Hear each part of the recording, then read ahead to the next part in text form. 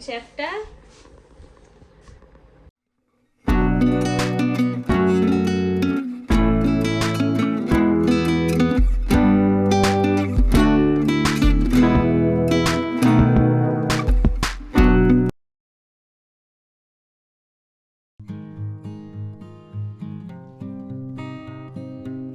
ক্যানাডায় এখন -20 degree temperature. বাইরে চলছে স্নোফল, কখনো হালকা, কখনো ভারী, কখনো আবার স্টর্ম। চারিদিকে যতদূর নজর যায় সাদা বরফের চাদরে ঢেকে গেছে। এখানে যেন শীতকাল আর সাদা এই দুটি শব্দ একে অপরের সমার্থক। কলকাতায় বসে কতদিন এমনই তো একটা শীতকালের স্বপ্ন দেখেছি, যেখানে জানলা খুললেই শুধু বরফ। আজ যেন আমার এই স্বপ্ন আর বাস্তব সব মিলেমিশে গেছে। আমার আজকের এই স্বপ্নের ভালো লাগার অনুভূতি যতটা, ঝঞ্ঝাটের ভাগও কিন্তু কম না। যেমন বাড়ির সামনেরই বরফ পরিষ্কার করা, গাড়ির উইন্ডো সাফ করা, এরকম আরও কত কি কাজ।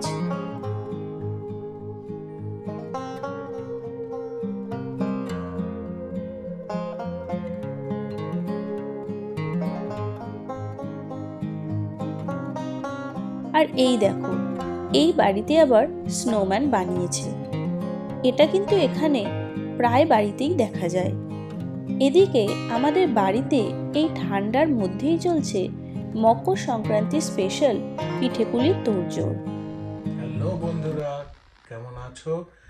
আজকে মকর সংক্রান্তি, তার জন্য সবাইকে অনেক অনেক শুভেচ্ছা। আর নিশ্চয়ই কলকাতায় প্রচুর পিঠে পুলি তোমরা খাচ্ছ, বানানো হচ্ছে বাড়িতে। আর এখন তো ওখানে অলরেডি পরের দিন সকাল হয়ে গেছে, তো অফকোর্স বানানো হয়ে গেছে, তোমাদের অনেকের খাওয়াও হয়ে গেছে। আমাদের কমেন্ট সেকশানে জানিও যে কী কী বানালে, তোমরা কী কী খেলে। আর আমরা তো যেখানে থাকি সেখানে তো অত কিছু করা সম্ভব নয়, কিন্তু তাও যতটা পারি আমরা চেষ্টা করছি একটুখানি। আর মানে আমি তো এতদিন ধরে রয়েছে, আমি কখনো বানাইনি, তো ফার্স্ট টাইম ট্রাই করছে ফার্স্ট টাইম। আর আমি ওকে একটুখানি হেল্প করার চেষ্টা করছি। তো আমরা আজকে বানানোর চেষ্টা করছি পাটিসাপটা। আর তার জন্য ইনগ্রেডিয়েন্টস সব আগেই কিনে আনা হয়ে গেছে। আমরা বিভিন্ন দোকান থেকে খুঁজে খুঁজে ইনগ্রেডিয়েন্টস নিয়ে এসেছি, কিছু ইন্ডিয়ান স্টোর থেকে, কিছু এখানকার ওয়ালমার্ট থেকে বা এখানকার যে গ্রোসারি স্টোর আছে, বিভিন্ন জায়গা থেকে খুঁজে খুঁজে বিভিন্ন সময় আমরা ইনগ্রেডিয়েন্টগুলোকে অ্যারেঞ্জ করেছি। তার জন্য কাজ অনেক আগেই শুরু হয়ে গেছে। আমরা এত বিজি ছিলাম কাজ করা, তার জন্য তখন ভিডিও চালু করা হয়নি। তো এখন আপাতত আমরা পাটিসাপটার জন্য আমাদের ভেতরের পুর তৈরি হয়ে গেছে। আর দেখো, কথা বলতে বলতে ভুলেই গেছি বলতে, যে তাহলে আমরা এবার ব্লগটাকে স্টার্ট করি এবং এবার তোমাদের দেখাই যে আমরা তাহলে পাটিসাপটা কীভাবে করছি, সেটা কীরকম হবে, বা আমরা যেরকম এক্সপেক্ট করছি সেরকম আদৌ হবে কি না। তোমরা দেখো, দেখে জানিও যে তোমরাও যদি এইভাবে বানাও। এবার দেখতে থাকো। তো দেখো, এই হচ্ছে আমাদের পুর বানানো হয়েছে। এই পুরটা হচ্ছে, এটা কিন্তু হচ্ছে দুধটাকে ফুটিয়ে ফুটিয়ে ফুটিয়ে ফুটিয়ে আমরা ক্ষীর বানিয়েছি। আর এখানকার দুধ ফুটতে প্রচুর টাইম লাগে। তার মধ্যে আমরা মিক্স করেছি হচ্ছে গুঁড়ো দুধ, এবং সেই এটা ক্ষীরটা বানানোর পর সেবার এটাকে হাতে করে আস্তে আস্তে এরকম ময়াম বানানো হয়েছে। আর তার সাথে এটা হচ্ছে বাইরের ব্যাটার, যেটা হচ্ছে বানানো হয়েছে চালের গুঁড়ো, সুজি, গুড়। আর এটার মধ্যে কি আছে? মেন ইনগ্রিডিয়েন্টটাই বললে না, এটার মধ্যে আছে যেটা ময়দা, যেটা আচ্ছা। আমি দুপুরবেলা বানিয়ে রেখেছিলাম, কারণ কিছুক্ষণ রাখতে হয়। আর এর মধ্যে খানিকটা একটু জল আর একটু দুধ, এটা দিয়ে অ্যাড করে হ্যাঁ। এটাকে ব্যাটারটা বানানো হয়েছে। এর পরিমাণগুলো যেরকম স্ট্যান্ডার্ড সেরকমই আমি ইন্টারনেট থেকে দেখে করেছি। আর এখানে পুরগুলো বানাচ্ছি।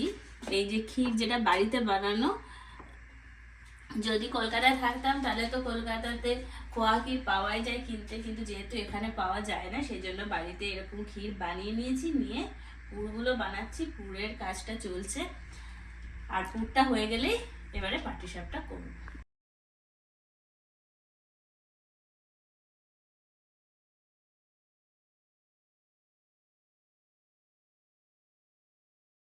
পুরটা দেখে বেশ, এটাকে দেখে মনে হচ্ছে বেশ, মানে আমরা যেরকম কলকাতায় প্যারা খাই না, তো এরকম প্যারা প্যারা টাইপের। মানে এটাকে যদি একটুখানি গোল করে লেচির মতো করে যদি শেপ দেওয়া যায় না, তাহলে কিন্তু এটা ইজিলি বলা যাবে যে এটা প্যারা। মিষ্টিটা একটু কম, কারণ মিষ্টি কিছুই মেশানো হয়নি ওর মধ্যে, আলাদা করে চিনি বা গুড় কিছুই মেশানো হয়নি। যেটা আছে সেটা হচ্ছে শুধুমাত্র দুধের যে সুইটনেসটা থাকে আর হচ্ছে গুঁড়ো দুধের যে সুইটনেসটা থাকে সেটা দিয়েই বানানো হয়েছে। দেখতে তো বেশ ইন্টারেস্টিং লাগছে, কিন্তু আগে দেখতে হবে যেটা অ্যাট দ্য এন্ড কিরকম দাঁড়ায়। আশা করছি ভালোই হবে। ওর প্যারা প্যারা লাগছে কারণ প্যারাটা তো ক্ষীরেরই হয় এবার যেহেতু, আর সেই জন্য, আর এটা তো ক্ষীরই একেবারে হয়ে গেছে পুরো, যেটা মামা যেটা বলে সেটাই হয়ে গেছে, সেই জন্য এটা প্যারা প্যারা লাগছে। এইভাবে পুরগুলো করে নিয়েছি আর এখন মোটামুটি এখানে 15টা মতন পুর আছে। আর এখানে হচ্ছে যে ব্যাটারটা এবারে স্টার্ট করবে, এবারেই হচ্ছে মেন পার্ট। দেখা যাক কি হয়। চলো দেখা যাক এটা কতটা সাকসেসফুল হয়।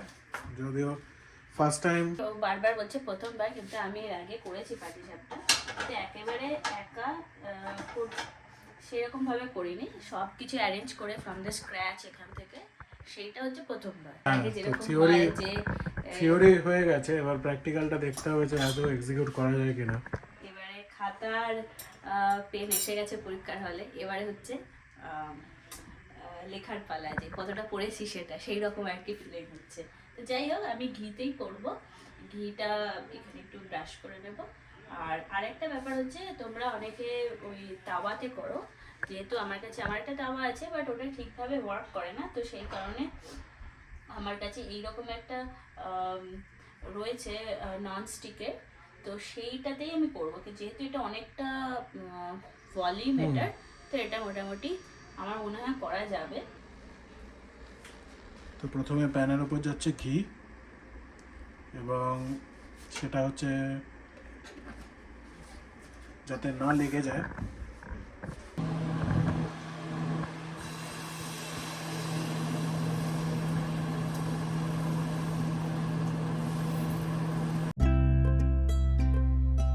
পাটিসাপটা বানাতে বানাতে মনে পড়ে গেল ছোটবেলার মকর সংক্রান্তির কত স্মৃতি।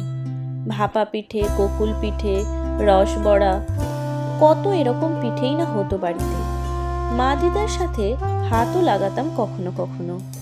আজ যখন নিজের হাতে বাড়ি থেকে এত দূরে সব করছি একা একা, পুরনো স্মৃতিগুলোই যেন বারবার ভেসে আসছে মনে। এখন অবশ্য দোকানেও কিনতে পাওয়া যায় পিঠে, তাতে সময় যদি বা বেশ কিছুটা সেভ করা যায় আজকের এই ব্যস্ততার যুগে, কিন্তু বাড়ির বানানো হাতে করা পিঠের স্বাদ যেন আলাদাই। ক্যানাডাতে আবার তো দেখলাম ফ্রোজেন পাটিসাপটা পর্যন্ত পাওয়া যায়, ভাবা যায়।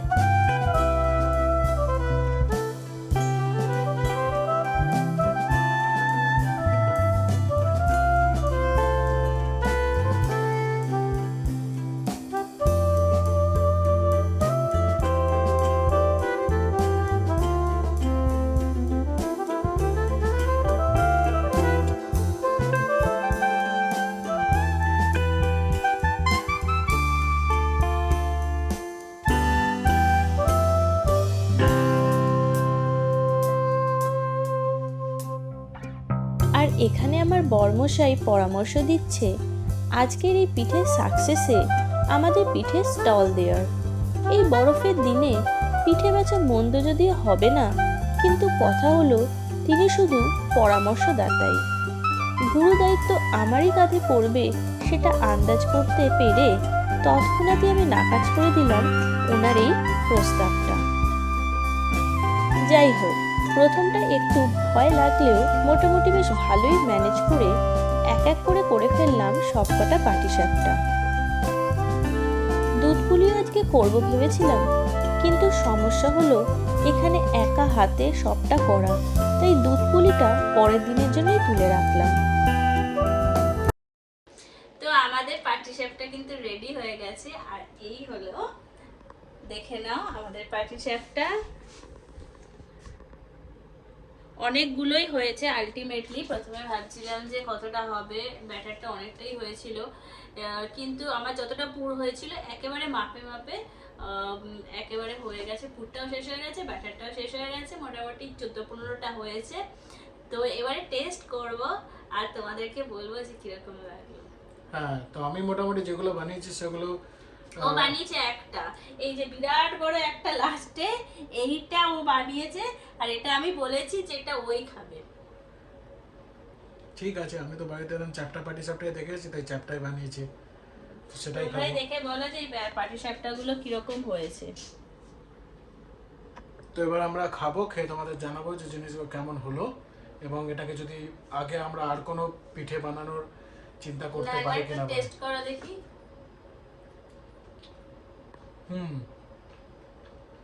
কিরকম হয়েছে? ভালো, খেয়ে দাও।